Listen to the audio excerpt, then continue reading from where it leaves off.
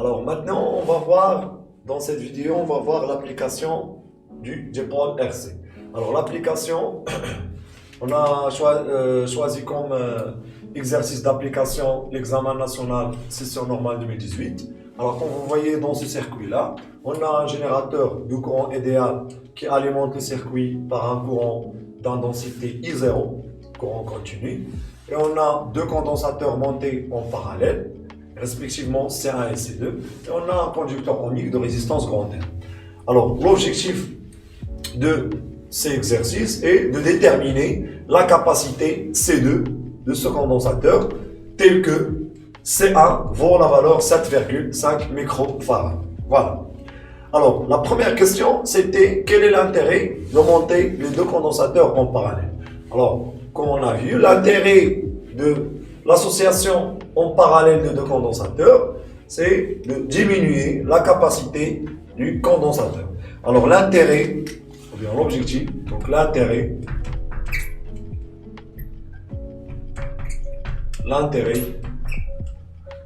de cette association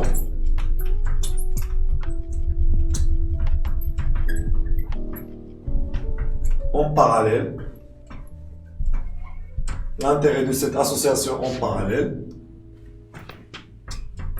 c'est de diminuer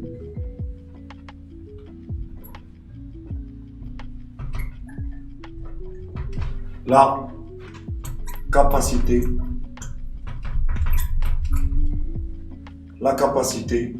c'est équivalent, la capacité du condensateur. Voilà. Alors, la deuxième question, c'était, en exploitant la courbe, déterminer la valeur de la capacité équivalente, C équivalent. Alors, pour déterminer la capacité, qu'est-ce qu'on a? Donc, on a tout d'abord la charge Q du condensateur équivalent de deux CA et C2, c'est C, Q est égal à C équivalente fois UC, tel que UC, c'est la tension UAB. Donc la tension UAB, c'est égal à la tension UCA est égal à la tension UC2. Alors pour déterminer C équivalente, on a cette relation d'après le cours. En exploitant la courbe, alors graphiquement, on a les variations de la charge Q en fonction de UAB se forme une fonction linéaire. Alors, la courbe qui représente les variations de Q en fonction de UAB est une fonction linéaire. Alors, graphiquement,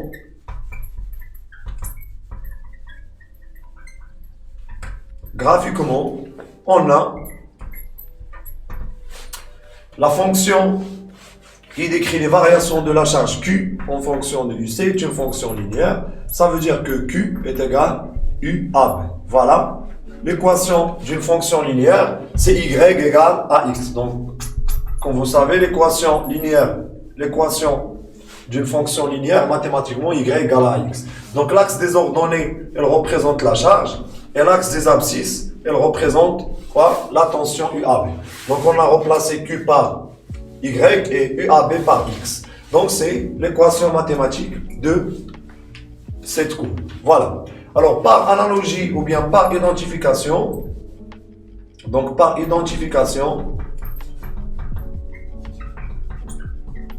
entre ces deux équations, entre l'équation 1 et l'équation 2, entre 1 et 2, on obtient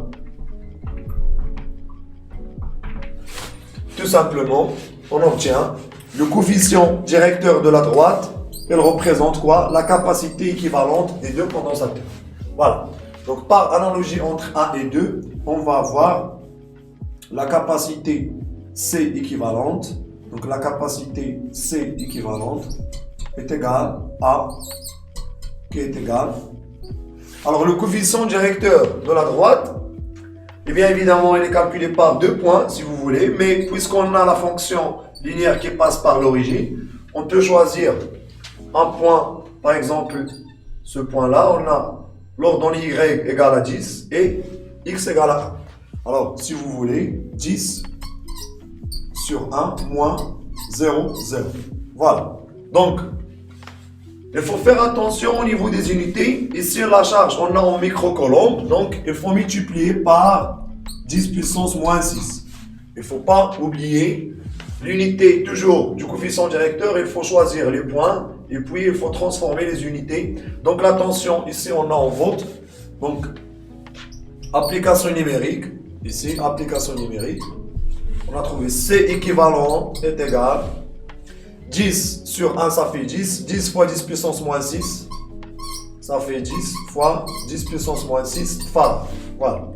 Alors l'unité de la capacité d'un condensateur est farad. Alors, voilà. Donc la question 2, c'était déterminer, en exploitant la courbe, déterminer la capacité équivalente des deux condensateurs, respectivement C1 et C2. Voilà. Alors la dernière question.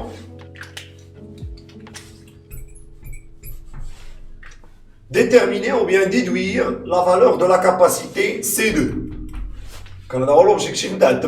Donc, on a C1 égale à 7,5 et on a déjà calculé C équivalente.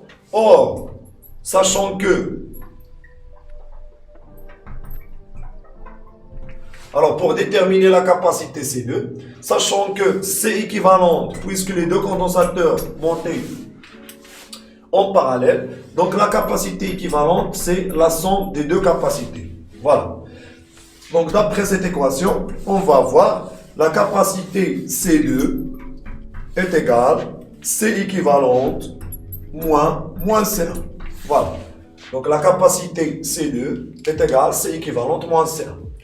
Alors, puisqu'on a déjà calculé la valeur de C équivalente graphiquement, d'après la courbe, parce qu'on a la tension UAB, la tension en borne des deux condensateurs UAB, les variations de la charge Q en fonction du UAB, on a déterminé C équivalent. Donc maintenant, on va faire l'application numérique pour déterminer la valeur de C2. Donc C2 égale, C équivalent est égal à 10 fois 10 moins 6 farad, sachant que 1 microfarad est égal à 10 puissance moins 6 farad. Alors, sans oublier les transformations des unités d'ordre micro-nano, nano 10 moins 9. Et on a aussi 1 nanofarad est égal à 10 puissance moins 9 farad. Alors, donc 10 fois 10 moins 6, ça fait 10 microfarad. Alors, je remplace C équivalente par 10 microfarad moins C1, puisqu'on a C1 en microfarad.